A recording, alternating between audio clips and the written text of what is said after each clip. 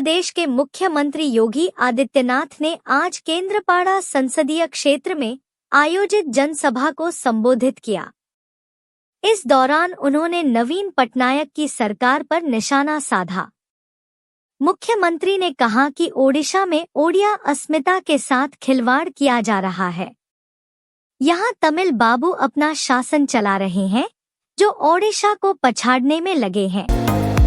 बहांगा train हादसे के मामले में ओडिशा हाई कोर्ट ने सीबीआई को नोटिस भेजा है। इस मामले में जिन 3 रेल कर्मचारियों को सीबीआई ने गिरफ्तार किया है, उनकी जमानत याचिका निजी अदालत ने खारिज कर दी है। तीनों ने इस आदेश को चुनौती देते हुए हाई कोर्ट से मदद की गुहार लगाई। मामले में इनके खिलाफ क्या सबूत है, कोर्ट ने सीबीआई को अवगत करने को कहा है। बंगाल की खाड़ी में कम दबाव का क्षेत्र सक्रिय होता जा रहा है। इसके चलते ओडिशा में हवा तेज रफ्तार के साथ बहेगी।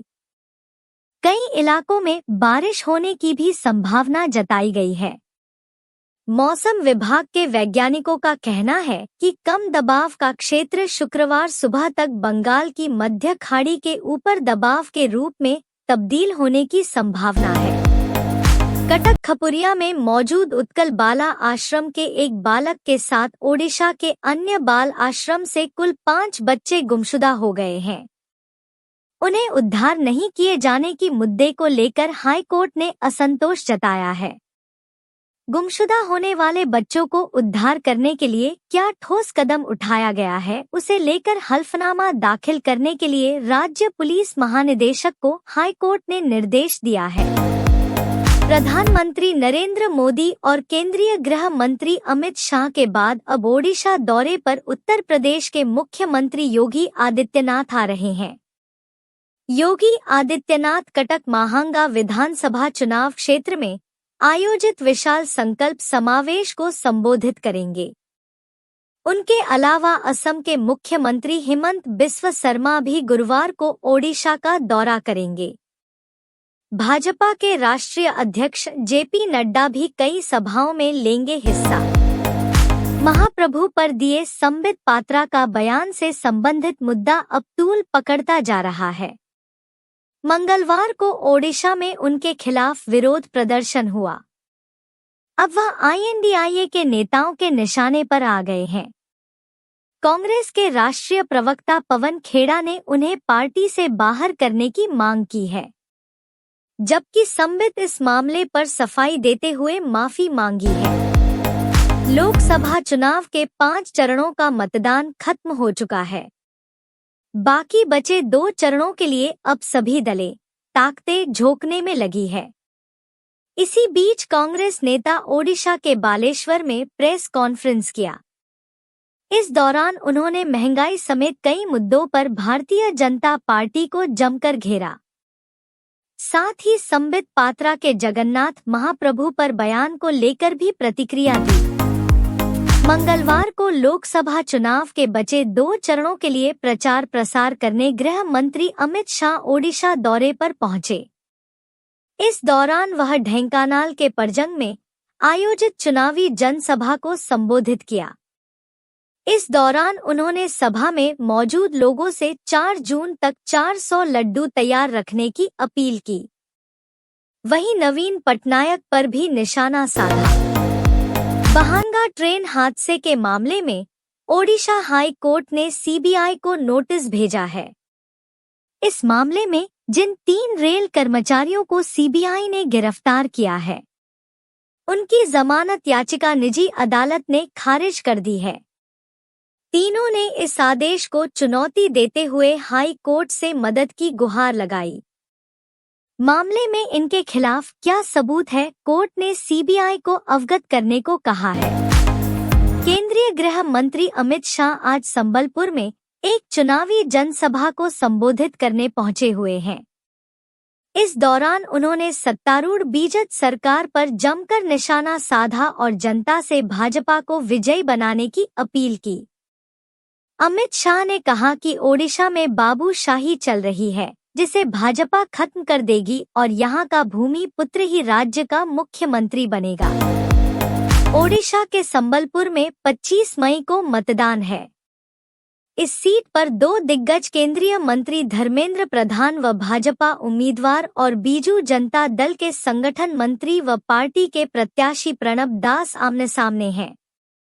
यहाँ बिजली पानी के साथ ही साड़ी भी चुनावी मुद्दा है, क्योंकि ओडिशा की पहचान बनी संबलपुरी साड़ी के अस्तित्व पर अब संकट छाया हुआ है। जेडीएस संरक्षक और पूर्व प्रधानमंत्री एचडी देवेगौड़ा ने अपने पोते और हसन के सांसद प्रज्वल रेवन्ना को विदेश से भारत लौटने और अश्लील वीडियो कांड मामले में सभी आरोपों की जांच का सामना करने की चेतावनी दी है। पूर्व प्रधानमंत्री ने कहा कि अगर प्रज्वल दोषी पाया जाता है तो उसे कानून के तहत कड़ी से कड़ी सजा मिलनी चाहिए। पुणे में तेज रफ्तार पोर्श कार से 2 सॉफ्टवेयर इंजीनियर की हत्या करने वाला नाबालिग की जमानत रद्द कर किशोर अदालत जेजेबी ने उसे बाल सुधार गृह भेज दिया गया। नाबालिग को पहले जमानत दे दी गई थी, जिसका काफी विरोध भी हुआ। अब सवाल यह है कि क्या नाबालिग आरोपी पर वयस्क के रूप में मुकदमा चलाया जाएगा या नहीं। वरिष्ठ वकील और राज्यसभा सांसद कपिल सिब्बल ने गुरुवार को चुनाव आयोग के आंकड़े जारी करने के हिचकिचाहट पर सवाल उठाया। उन्होंने कहा कि चुनाव आयोग ने सुप्रीम कोर्ट में एक हल्फनामा दायर कर बताया कि फॉर्म 17 अपलोड करने का कोई कानूनी प्रावधान नहीं है।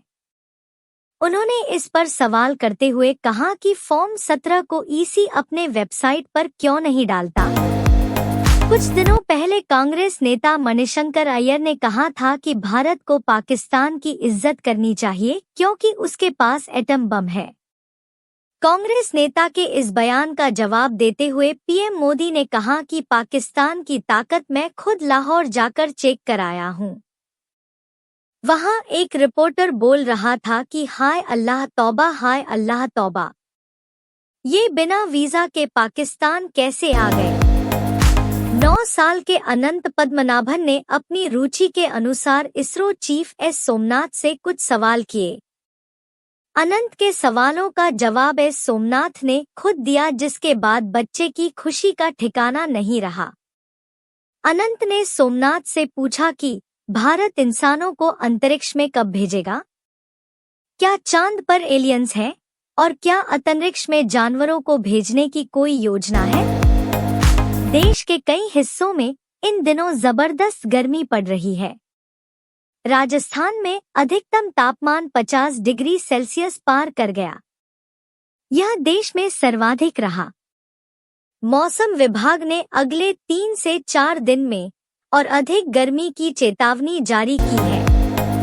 विभाग ने राजस्थान, पंजाब, हरियाणा, चंडीगढ़, दिल्ली और पश्चिमी यूपी को लेकर चेतावनी जारी की है। कर्नाटक में राहुल गांधी के भाषण के खिलाफ जेडीएस ने बुधवार को शिकायत दर्ज कराई है।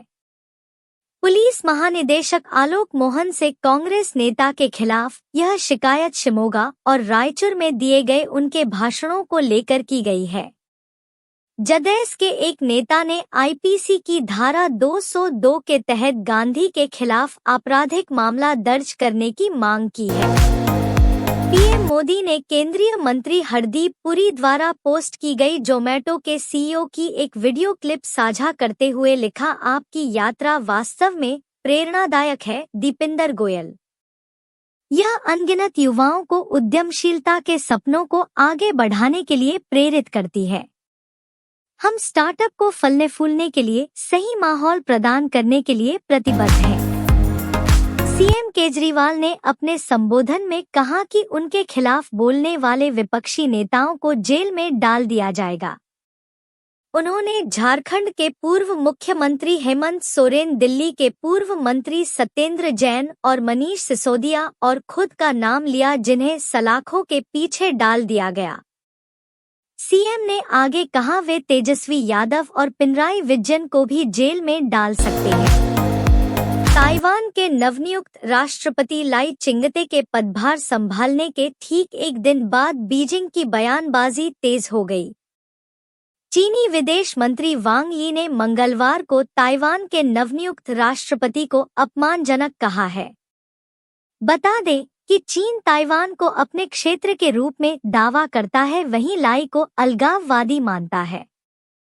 चीन ने लाई के प्रस्तावों को अस्वीकार कर दिया है। कल्कि 2898 एडी के मेकर्स रिलीज की तैयारी कर रहे हैं। अब तक फिल्म की मेन स्टार कास्ट से पर्दा उठा दिया गया है। वहीं 22 मई को कल्कि 2898 एडी के एक और खास कैरेक्टर का खुलासा किया गया जो रोबोटिक कार है। कल्कि 2898 एडी में ये कार प्रभास की दोस्त होगी और फिल्म को हाईटेक टच देगी। दीपिका पादुकोण इन दिनों काम से ब्रेक लेकर अपने प्रेगनेंसी पीरियड को खूब एंजॉय कर रही हैं।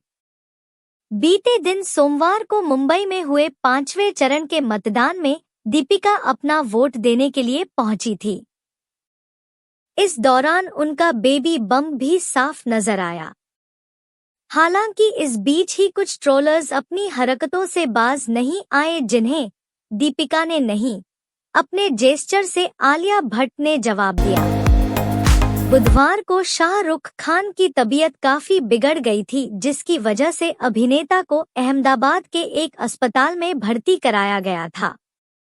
अब शाहरुख की मैनेजर पूजा ददलानी ने उनका हेल्थ अपडेट दिया है।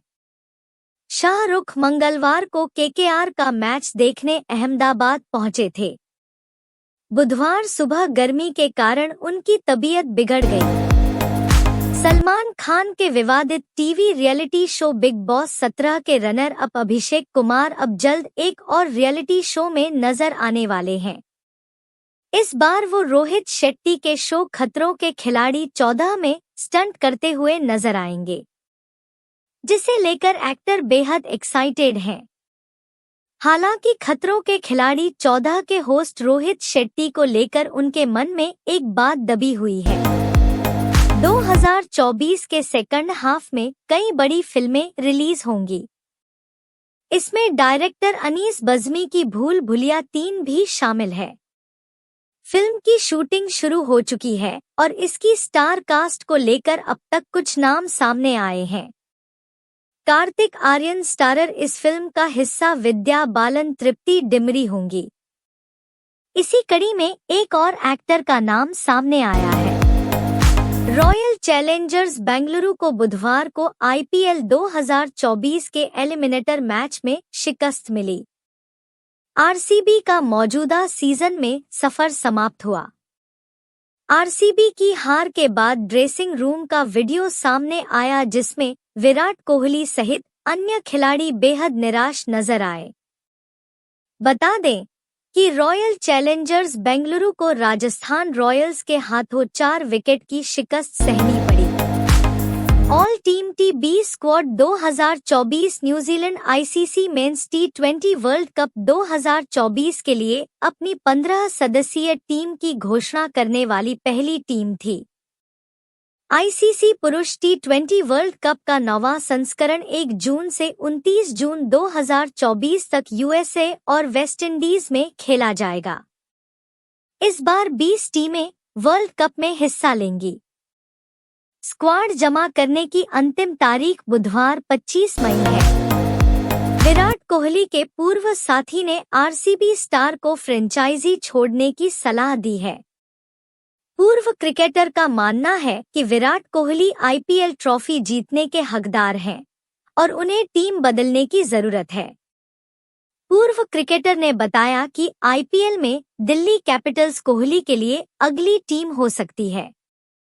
पूर्व क्रिकेटर ने यह निराशा आरसीबी के एलिमिनेटर मैच से बाहर होने के बाद जाहिर की। साउथ कोरियाई वाहन निर्माता किया की ओर से इलेक्ट्रिक एसयूवी के तौर पर नए वाहन को पेश कर दिया है। कंपनी की ओर से EV3 के नाम से पेश की गई एसयूवी में कई बेहतरीन फीचर्स को दिया जा रहा है। इसमें कितनी क्षमता की बैटरी और मोटर को दिया जा रहा है? क्या भारत में भी इसे लाया जा सकता है? आइए जानते हैं।